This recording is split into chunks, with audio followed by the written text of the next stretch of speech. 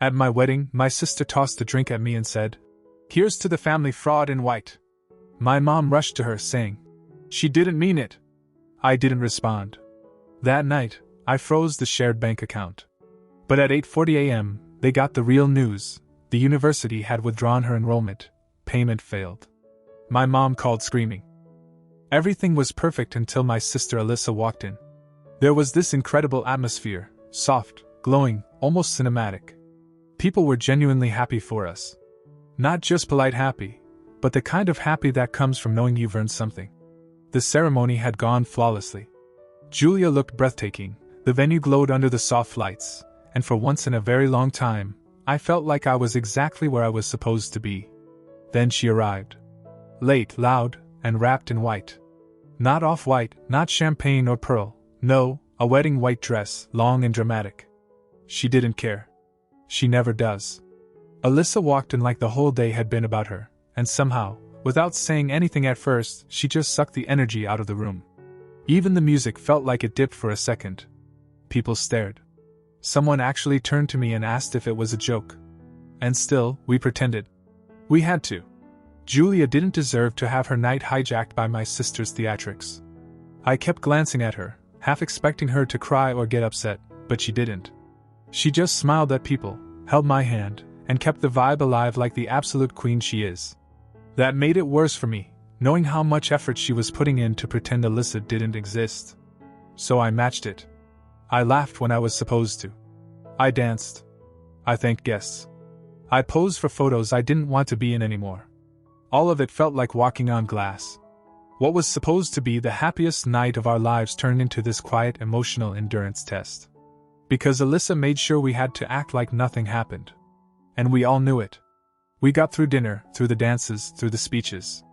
People kept asking if I was okay, some of them noticing, some just guessing something was off. I shrugged them off. I wasn't about to let Alyssa win by turning the night into a mess. But she didn't need a full hour. She only needed 10 seconds. Near the end of the reception, just as things started to feel normal again, Alyssa stood up from her seat with a glass of red wine. The music was low. Everyone was laughing. A few guests were still making spontaneous toasts. I thought maybe, just maybe, she was going to try and smooth it over. Pretend to be gracious for the sake of appearances. Instead, she turned to Julia, not me, and said, "Here's to the family fraud in white." And before anyone could react, she tossed the wine. She didn't aim for Julia. She aimed for me. It hit full on, dark red splashed across my white shirt, soaking through my jacket, dripping down my tie. It was so fast, so deliberate, that people didn't even process it right away. My uncle actually laughed, thinking it was a joke, before realizing it wasn't. Then silence. A few people stood. One of Julia's cousins dropped her glass. And my mother, God help me, she ran toward Alyssa, grabbing her by the arm, muttering frantically, she didn't mean it. Of course she meant it. Alyssa never lets her anger sit quietly. She always burns the whole room just to feel like she's the one standing on the ashes. I didn't say a word. Not to her, not to my mom. Not to anyone. I just walked away, cleaned up, changed into the backup clothes I had stored just in case something happened. Not for this, just for a spill or accident, or maybe sweat. Not this. And then I came back out, smiling again. Pretending again. Because Julia deserved to remember the night as perfect, no matter how badly my sister tried to poison it. But inside I made a decision. That was the last time Alyssa would ever humiliate me. After everyone left, after the venue cleared and Julia fell asleep beside me, still glowing, still happy, I stayed up. I logged into the shared bank account. The one Alyssa had access to. The one I had funded for months, for tuition, rent, emergencies, everything. The account that kept her life from falling apart while she played at being a victim. I froze it. Locked it all down. No warning, no heads up. At 8:40 a.m., her school emailed her. Final payment bounced. Enrollment withdrawn. At 8:41 my phone rang. It was my mother. Screaming. I didn't answer the call. Not right away. I watched it ring while I sat at the kitchen counter, sipping coffee. Julia was still asleep upstairs, and I didn't want to bring this chaos into our first full day as a married couple. The moment I picked up, it would start. The questions, the guilt tripping, The fake concern layered over rage. My mom would start with how devastated Alyssa was, then pivot to how I had overreacted. That's how it always went. So I let it go to voicemail. Then she called again. And again. By the 5th missed call, a text came through. One sentence. "Oscar, what did you do to your sister?" As if I had done something. I responded with a single word. Nothing. Because I really hadn't, not until now. And even this didn't feel like revenge. It felt like correction. For too long, I had bent over backward to keep Alyssa's life from crumbling. She blew her savings last year on some pyramid scheme her friend got her into. I bailed her out. She missed the grant deadline for school. I covered tuition. She crashed her car and didn't have insurance. I helped her find a rental. She never said thank you. Just acted like it was owed to her. But what she did at the wedding, that crossed into something else. And for once, I let her deal with consequences. By noon, my dad called too. Unlike my mom, he wasn't dramatic. But he was blunt. He asked me if I understood how serious this was. That Alyssa had no way to fix this now. That the university wouldn't make exceptions because her brother was being petty. That she might lose the entire semester, possibly the year. I said, "Good." Silence on the line. Then he said something like, "You don't mean that." And I just told him he clearly didn't know me very well. That was the moment it started to shift. Because for years, they'd seen me as the one who could absorb everything. The one who never lost control. Who always paid, always forgave, always kept peace. And they depended on that. They built their comfort on that. On me. Now I was the problem. But they didn't know the half of it. Because freezing the account? That was just the start. Later that afternoon, I logged into the insurance portal and removed her from the health plan I'd added her to. She never paid a dime for it, and it was only supposed to be temporary. Just until she got on her feet. She'd been on it for almost 2 years. Quietly. I shut that door too. Then I went into the student loan portal, the one tied to my name, and changed the automatic payments I'd set up for her minimums. Cancelled them. They'd default within a month unless she stepped in. I didn't say a word to her. And I didn't post about it online. I didn't make a scene or try to embarrass her the way she had me. I just let the ground beneath her quietly fall away. Because here's what no one in the family wanted to admit. Alyssa's entire stability came from me.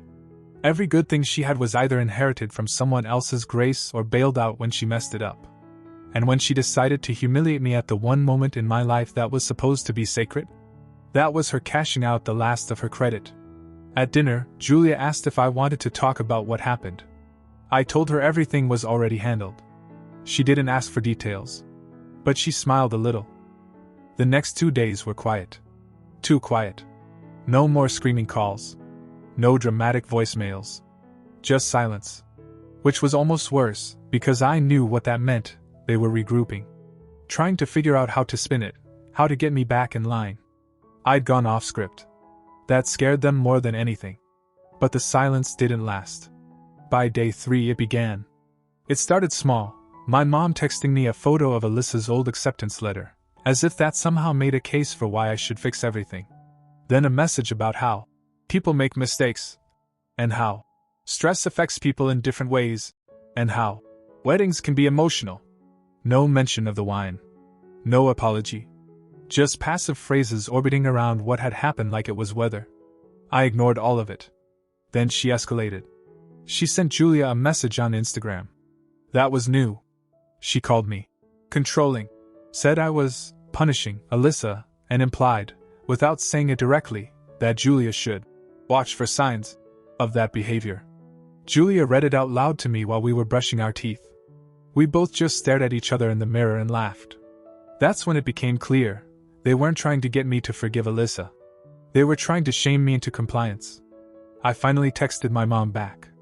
One sentence. If she apologizes directly to Julia, I'll consider talking. No reply. Because Alyssa doesn't apologize. Ever. Not when she's wrong. Especially not to other women. Then came the cousin brigade.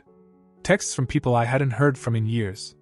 Long-winded messages with fake warmth like, "Hey man, haven't talked in a while, but I just wanted to say," all of them trying to soften me. Convince me. Remind me how close the family used to be, how Alyssa always looked up to me, how this was just a bad moment, a misstep, a misunderstanding. One even wrote, "You know how she is. You're the stable one. We're counting on you to pull this back together." There it was. "You're the stable one."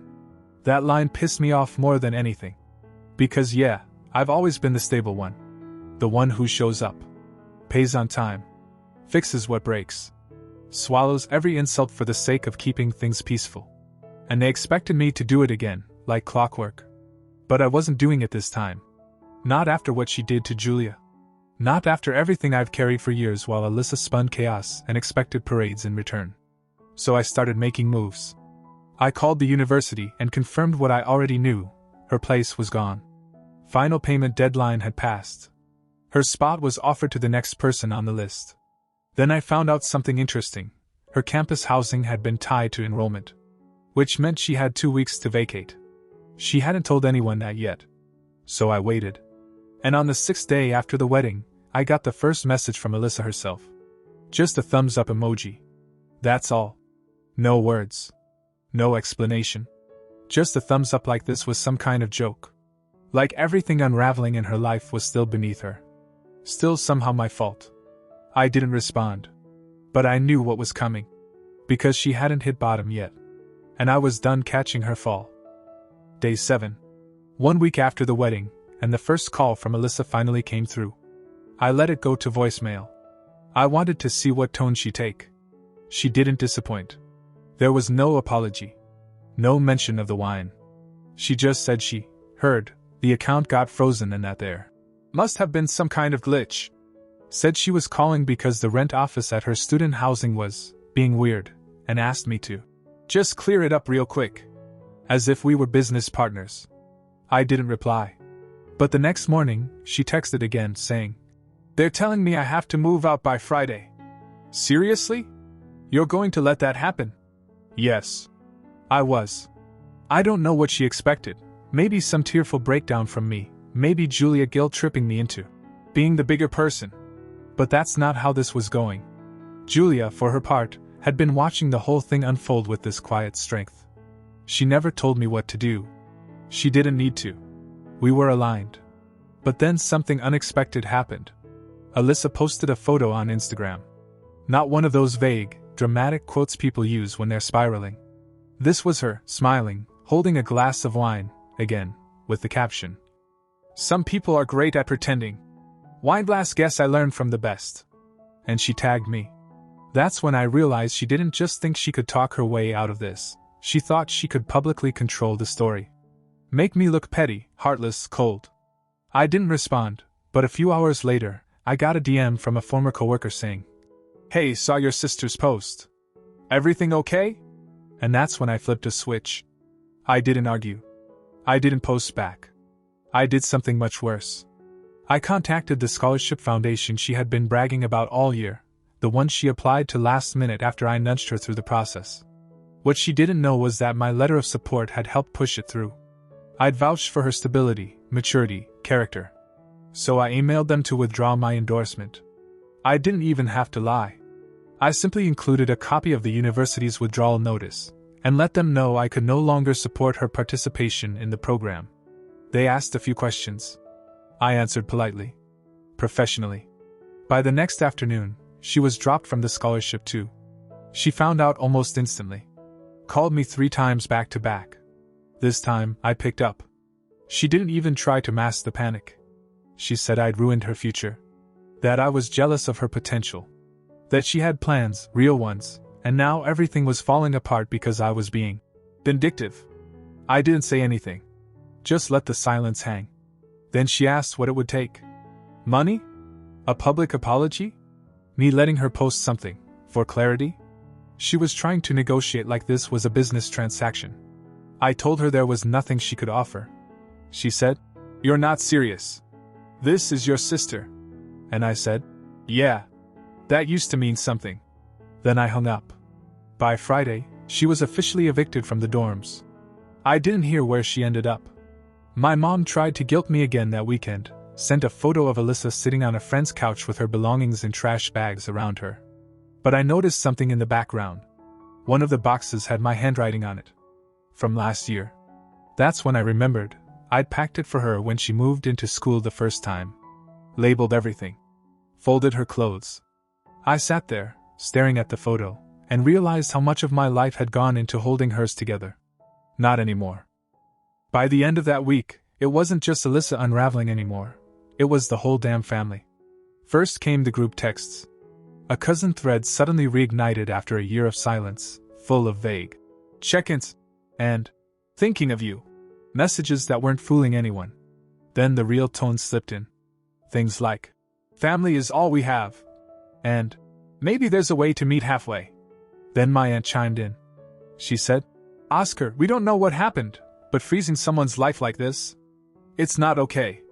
Alyssa might have made a mistake, but this is extreme. Extreme. The word made me laugh. No one called it extreme when I paid for her food after she maxed her card at Trader Joe's. No one said it was extreme when she showed up drunk to my graduation and told Julia she was surprised someone like her could handle me. No one had a single word for all of that. But now, when I stopped protecting her, suddenly I was the villain. That's when it really sank in. This wasn't about what was fair or right.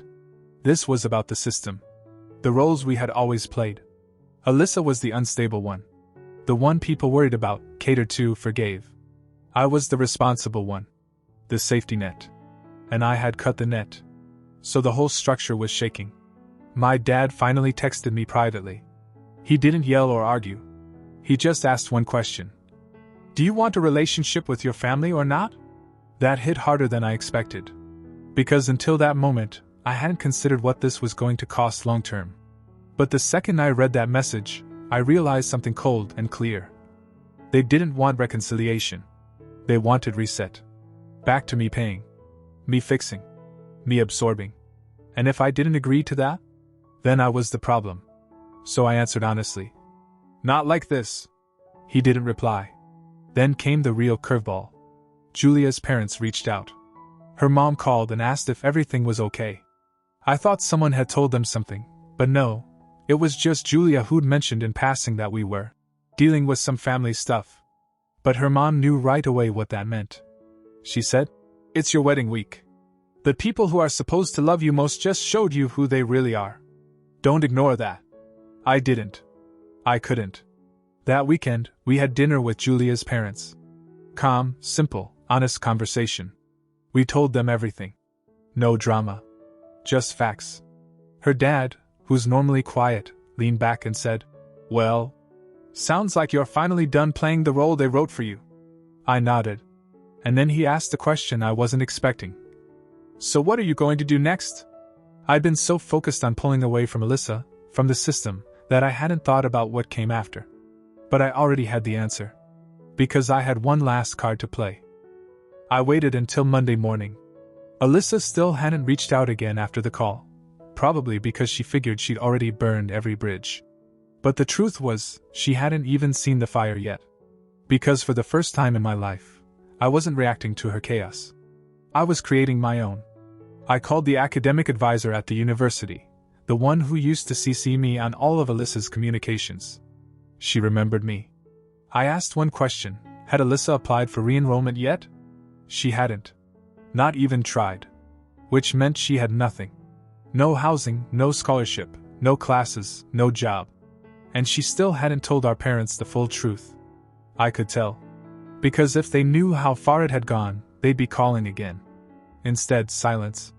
But I knew that wouldn't last. Tuesday, 8:03 a.m. Alyssa showed up at my apartment. I didn't answer the door. She stood outside for 12 minutes. Knocked twice.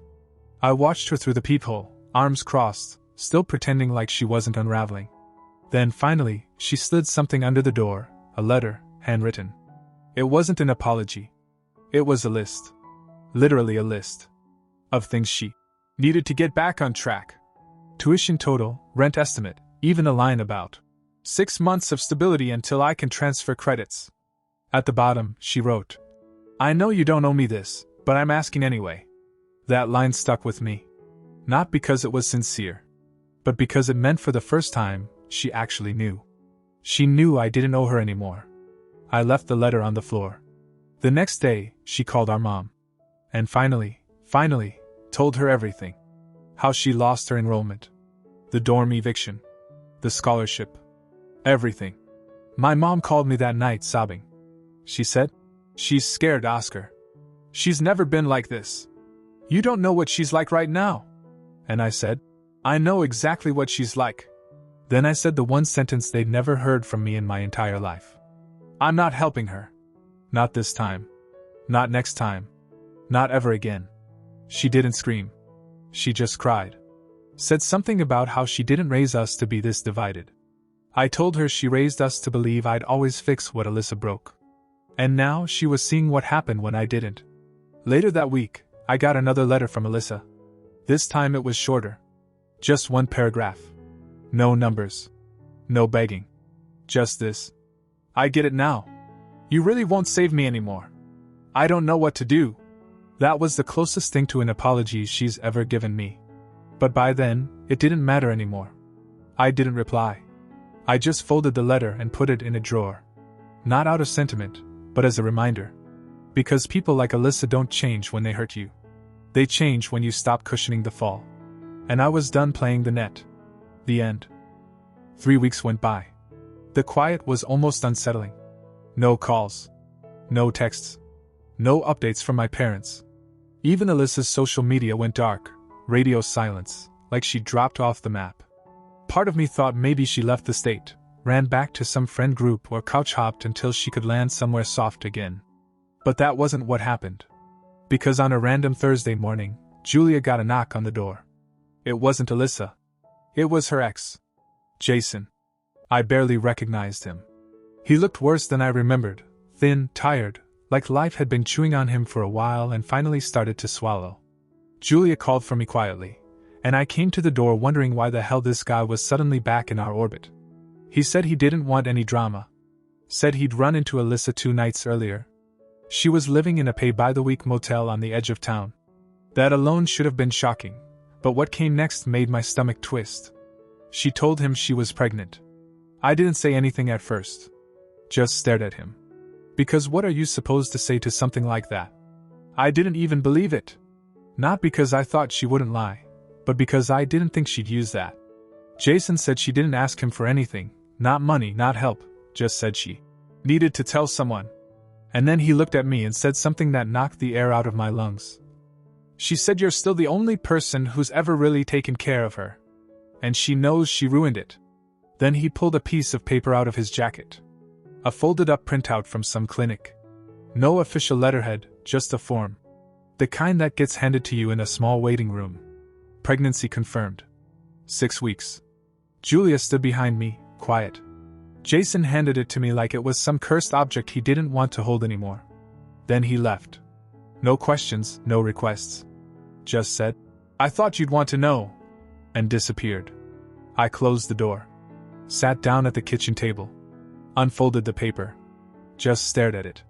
And I didn't feel what I expected to feel. Not anger. Not guilt. I felt relief. Because now I knew this wasn't just about tuition, or wine, or scholarships.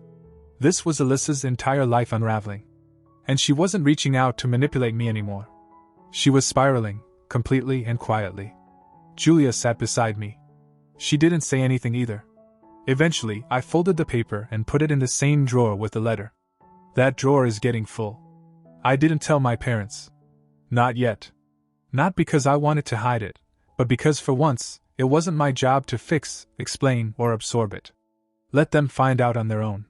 This time, I was done cushioning anything.